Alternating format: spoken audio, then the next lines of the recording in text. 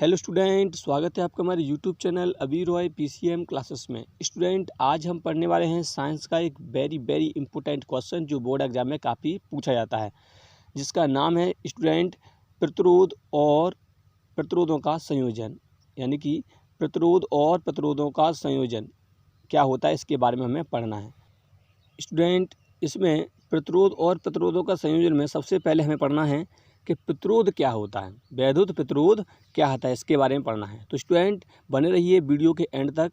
और स्टूडेंट, यदि आप चैनल पर नए हैं तो चैनल को सब्सक्राइब कर लें और बेल आइकन को प्रेस कर लें ताकि आपको नोटिफिकेशन मिलती रहे। तो चलते हैं स्टूडेंट, सबसे पहले पढ़ते हैं वैद्युत प्रतिरोध के बारे में कि वैद्युत प्रतिरोध होता क्या है, यानी इलेक्ट्रिक रेजिस्टेंस क्या होता है। स्टूडेंट, अब पढ़ते हैं वैद्युत प्रतिरोध के बारे में, यानी इलेक्ट्रिक रेजिस्टेंस। वैद्युत प्रतिरोध यानी कि इलेक्ट्रिक रेजिस्टेंस इसे इंग्लिश में कहते हैं स्टूडेंट, कि क्या होता है इसके बारे में पढ़ते हैं स्टूडेंट। यानी कि वैद्युत प्रतिरोध होता क्या है। अगर मैं आपसे कहूँ कि वैद्युत प्रतिरोध है क्या, तो इसकी डेफिनेशन किस प्रकार से दोगे आप। तो इसकी डेफिनेशन आप एक सूत्र से दे सकते हो, यानी कि ओम का नियम आपने पढ़ा है, आपने पढ़ लिया होगा क्योंकि मैंने वीडियो डाल दी है। यदि आपने नहीं देखी है तो वो जा करके वीडियो को पहले मेरे चैनल पर जा करके उस वीडियो को देख लें। मैंने ओम का नियम बताया था कि आर बराबर होता है वी अपॉन आई। तो जिसमें स्टूडेंट यहाँ पर आर तुम्हें दिखाई दे रहा है, आर को ही हम वैद्युत प्रतिरोध कहते हैं। क्या कहते हैं? वैद्युत प्रतिरोध कहते हैं। वहाँ पर क्या था, ये नियतांक था स्टूडेंट। वहाँ पर हमने ये नियतांक माना था, जो आर जो था उसको हमने नियतांक माना था ओम के नियम में। परंतु यहाँ पर ये क्या है, प्रतिरोध है, था वो प्रतिरोध था। ठीक है स्टूडेंट, तो इस सूत्र से हम क्या करेंगे, इसकी अब डेफिनेशन देंगे।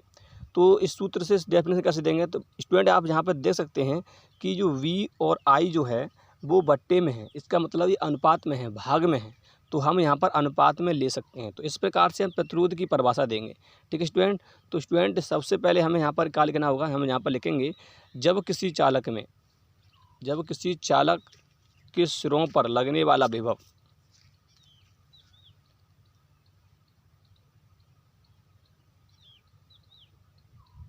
चालक के सिरों पर लगने वाला विभव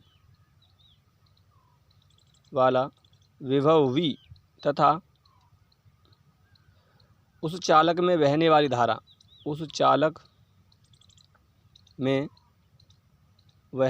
धारा के अनुपात को, बहने वाली धारा के अनुपात, वैद्युत धारा कहते हैं इसे, वैद्युत धारा I के अनुपात को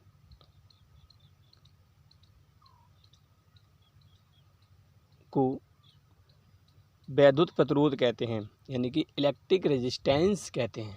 ठीक है स्टूडेंट।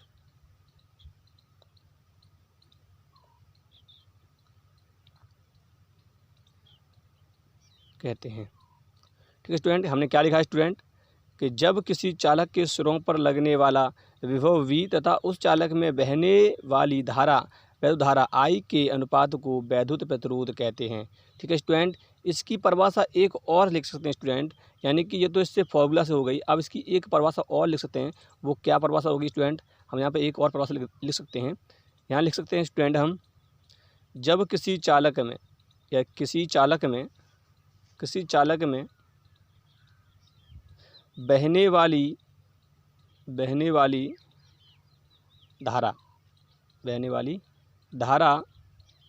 धारा के मार्ग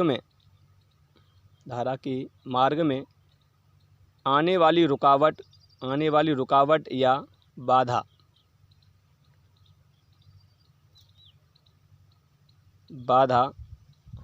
को वैद्युत प्रतिरोध कहते हैं।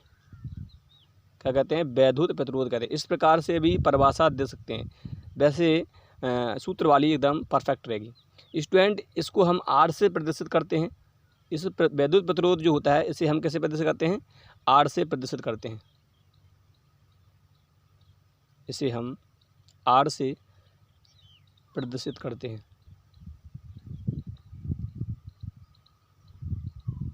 प्रदर्शित किया जाता है या करते हैं। ठीक है स्टूडेंट। इसका मात्रक क्या होता है, इसका मात्रक भी देख लेते हैं एक बार।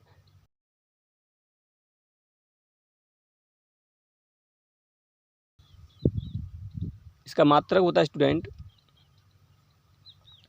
जो मात्रक V और I का होगा वही मात्रक होता है। तो V का मात्रक स्टूडेंट वोल्ट होता है, यानी विभव का मात्रक वोल्ट होता है। धारा का मात्रक होता है एम्पियर, तो यानी कि ये हो जाएगा वोल्ट प्रति एम्पियर, यानी कि वोल्ट प्रति एम्पियर इसका क्या हो जाएगा, ये मात्रक हो जाएगा इस प्रतिरोध का, एक मात्रक ये हो जाएगा। और इसको कहते हैं हम ओम, क्या कहते हैं स्टूडेंट, ओम कहते हैं, ओम कहते हैं। इसका सिंबल इस प्रकार से होता है। तो स्टूडेंट ये था इसका परिभाषा थी और इसका मात्रक था। अब स्टूडेंट हम देखते हैं कि प्रतिरोधों का संयोजन किस प्रकार से किया जाता है उसके बारे में पढ़ते हैं। तो स्टूडेंट वीडियो को स्किप मत कीजिए, एंड तक देखते रहिए। चलिए स्टूडेंट अब देखते हैं प्रतिरोधों का संयोजन, यानी कि combination of resistance, combination of resistance, प्रतिरोधों का संयोजन।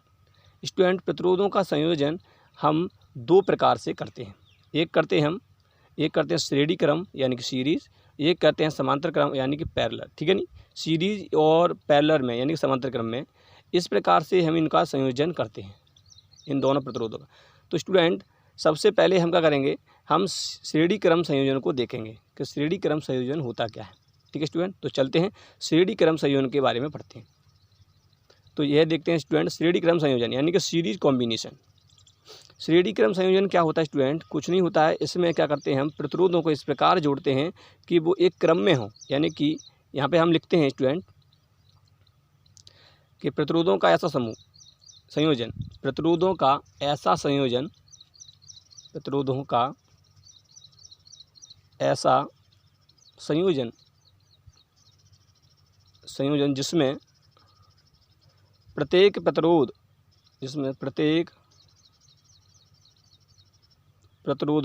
प्रत्येक प्रतिरोधों का दूसरा सिरा अगले प्रतिरोध के पहले सिरे से जुड़ा होता है। तो इस प्रकार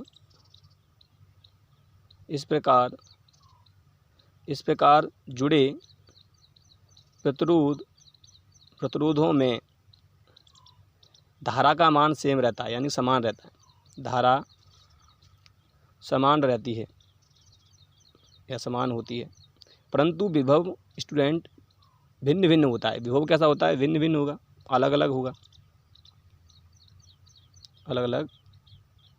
होता है। तो इस प्रकार के संयोजन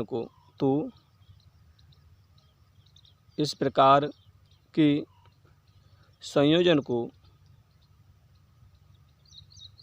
श्रेणी क्रम संयोजन यानी कि सीरीज कॉम्बिनेशन कहते हैं, श्रेणी क्रम संयोजन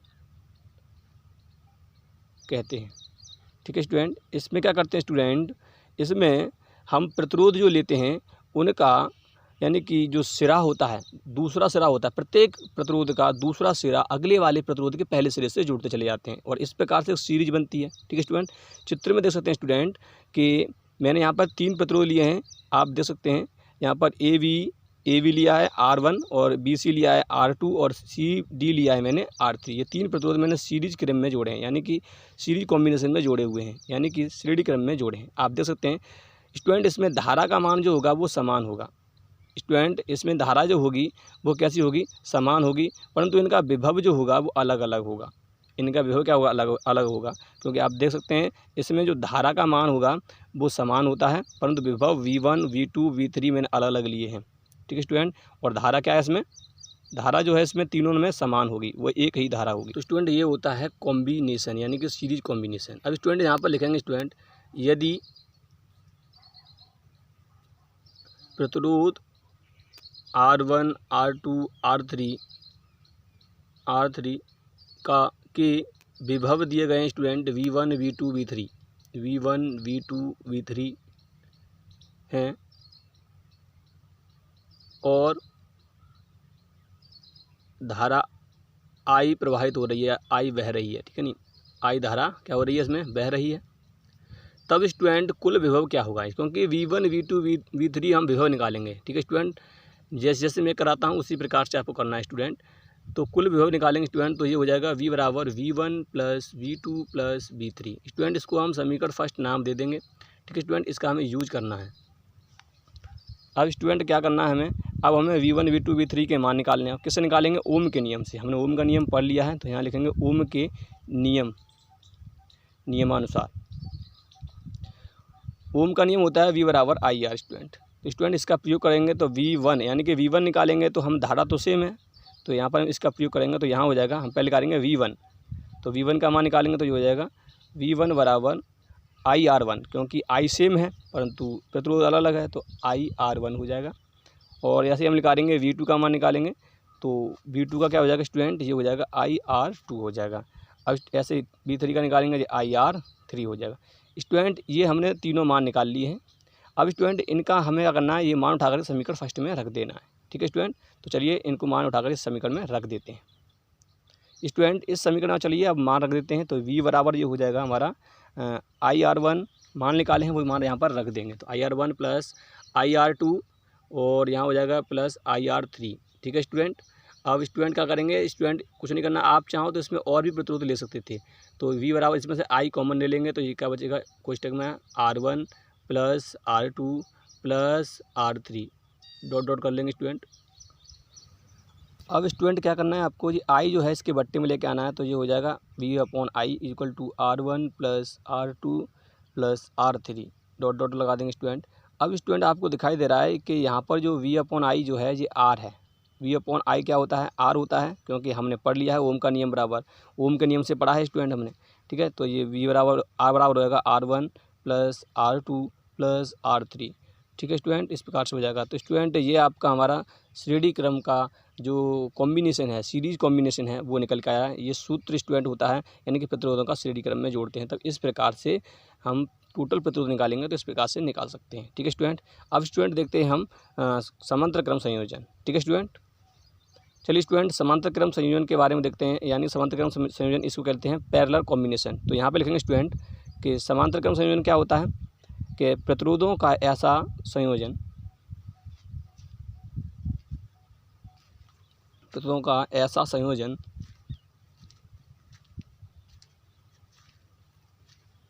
जिसमें प्रत्येक प्रतिरोध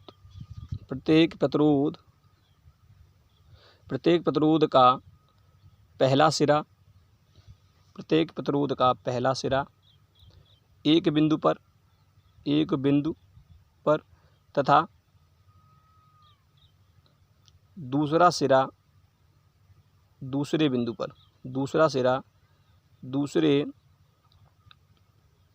पर जोड़ दिया जाता है, जुड़ा होता है। ठीक है स्टूडेंट,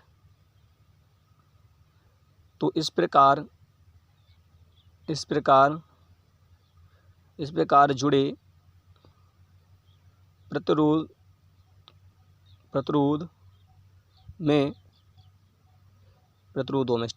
प्रतिरोधों में धारा भिन्न भिन्न होती है परंतु विभव समान होता है। ठीक है स्टूडेंट,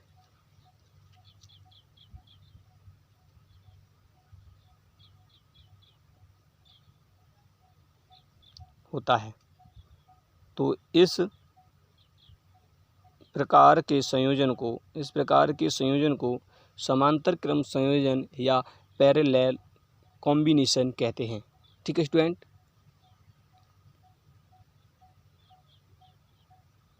कहते हैं।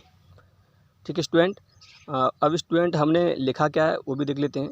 हमने यहाँ पर स्टूडेंट लिखा है कि प्रतिरोधों का ऐसा संयोजन जिसमें प्रत्येक प्रतिरोध का पहला सिरा एक बिंदु पर तथा दूसरा सिरा दूसरे बिंदु पर जुड़ा होता है। तो इस प्रकार जुड़े प्रतिरोधों में धारा भिन्न भिन्न होती है परंतु विभव समान होता है। तो इस प्रकार के संयोजन को समांतर क्रम संयोजन कहते हैं। स्टूडेंट इसमें क्या करते हैं कि यानी कि जितने भी प्रतिरोध लेते हैं उनका पहला सिरा एक बिंदु पर लेते हैं और दूसरा सिरा दूसरे बिंदु पर लेते हैं। तो इस प्रकार से जुड़े प्रतिरोधों को हम कहते हैं समांतर क्रम संयोजन। जैसा कि चित्र में दिख रहा है आपको, ये R1 R2 R3 हमने 3 प्रतिरोध लिए हैं। इनका पहला सिरा जो हमने लिया है वो पहला सिरा देख लिया आप, ये ए बिंदु पर जोड़ दिया है। ऐसे इनका दूसरा जो सिरा लिया हमने बी बिंदु पर जोड़ दिया है और एक बैटरी से संयोजित कर दिया है। ठीक है स्टूडेंट, अगर इसमें आप देखें इस बैटरी से इसमें धारा जाएगी तो इसमें धारा जो है पहले तो सेम है, फिर इसमें बढ़ जाएगी। ये I1 I2 I3 में बढ़ गई स्टूडेंट यहाँ पे धारा, परंतु विभव जो होगा वो सेम रहेगा। ठीक है स्टूडेंट, विभव क्या रहेगा, सेम रहेगा तीनों प्रतिरोध के लिए। तो अब स्टूडेंट यहाँ लिखेंगे हम सबसे पहले हम कि यदि प्रतिरोध R1 R2 R3, प्रतिरोध R1 R2 R3 में धारा I1 I2 I3 है और विभव V है, तब कुल धारा निकालेंगे स्टूडेंट। इसमें हम कुल धारा क्या होगी स्टूडेंट? कुल धारा के लिए हम धारा को जोड़ देंगे, I बराबर I1 plus I2 plus I3। ठीक है स्टूडेंट, तो इसको हम समीकरण नाम दे देंगे स्टूडेंट। इसको हम अब क्या करेंगे स्टूडेंट, हम ओम के नियम से करेंगे। ओम का नियम जानते हैं हमको, ओम का नियम क्या होता है? तो ओम का नियम हम जानते हैं स्टूडेंट क्या होता है। ओम का नियम होता है हमारा V बराबर IR होता है, हम जानते हैं इतना। तो ओम का नियम होता है स्टूडेंट V बराबर IR। तो स्टूडेंट I निकालना है तो क्या करेंगे, V/R हो जाएगा, V/R हो जाएगा। अब हम इससे निकालेंगे कि हम धारा का मान निकालेंगे। सबसे पहले I1 और I2 I3 का मान निकालेंगे। ठीक है स्टूडेंट, I1 I2 I3 का मान निकालेंगे, तो इससे निकालेंगे अब स्टूडेंट। तो यहाँ पहले निकालते हैं हम I1 का मान निकालेंगे। तो I1 का मान निकालेंगे तो विभव तो सेम है परंतु R1 हो जाएगा। ऐसे I2 का निकालेंगे तो V/R2 हो जाएगा।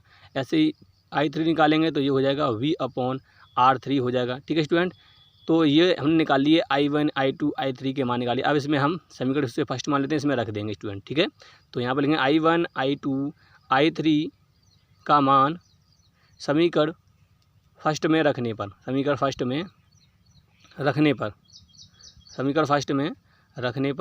तो स्टूडेंट इसमें हम रख देंगे। तो यहाँ रखेंगे स्टूडेंट, तो ये हो जाएगा I बराबर, यहाँ लिखेंगे हम I बराबर V/R1 plus V/R2 plus V/R3। ठीक है स्टूडेंट, अब स्टूडेंट इसे हम डॉट भी ले सकते हैं, क्योंकि और भी हम प्रतिरोध ले सकते हैं। अब क्या करेंगे, V इसमें कॉमन ले लेंगे स्टूडेंट। तो V कॉमन लेंगे तो यहाँ बचेगा 1/R1 plus 1/R2 plus 1/R3 dot question बंद कर देंगे। ठीक है स्टूडेंट, अब स्टूडेंट क्या करना है हमें कि ये V है गुणा में इधर भाग में ले जाना है। तो I के बट्टे में आ जाएगा, तो ये हो जाएगा हमारा I/V हो जाएगा। तो ये हो जाएगा हमारा 1/R1 plus 1/R2 plus 1/R3। ठीक है स्टूडेंट, अब स्टूडेंट हम यहाँ पर जानते हैं कि I/V क्या हो जाएगा। हम यहाँ पर जानते हैं I1 बराबर होता है 1/R1, क्योंकि स्टूडेंट हमने निकाला था, क्योंकि जो हमारा R बराबर होता है वो V/I होता है, इसलिए क्योंकि R बराबर V/I होता है। तो यहाँ लिखेंगे क्योंकि R बराबर होता है V/I। ठीक है स्टूडेंट, इसलिए इसका हमने उल्टा कर दिया, तो ये भी क्या हो जाएगा, उल्टा हो जाएगा। तो यहाँ पर हो जाएगा स्टूडेंट, यहाँ हो जाएगा 1/R equal to 1/R1 plus 1/R2 plus 1/R3 dot. Student ये हमने निकाल दिया समांतर क्रम संयोजन, यानी कि समांतर क्रम संयोजन का फॉर्मूला निकाल दिया, प्रतिरोधों किस प्रकार से जोड़ते हैं। तो स्टूडेंट ये आपको पूर्णतः समझ में आ चुका होगा। यदि स्टूडेंट आपको वीडियो पसंद आई हो तो लाइक करें, शेयर करें और चैनल को सब्सक्राइब करें और बेल आइकन को प्रेस करना ना भूलें, ताकि आपको नोटिफिकेशन मिलती रहे। मिलते हैं अब नेक्स्ट वीडियो में, तब तक के लिए जय हिंद।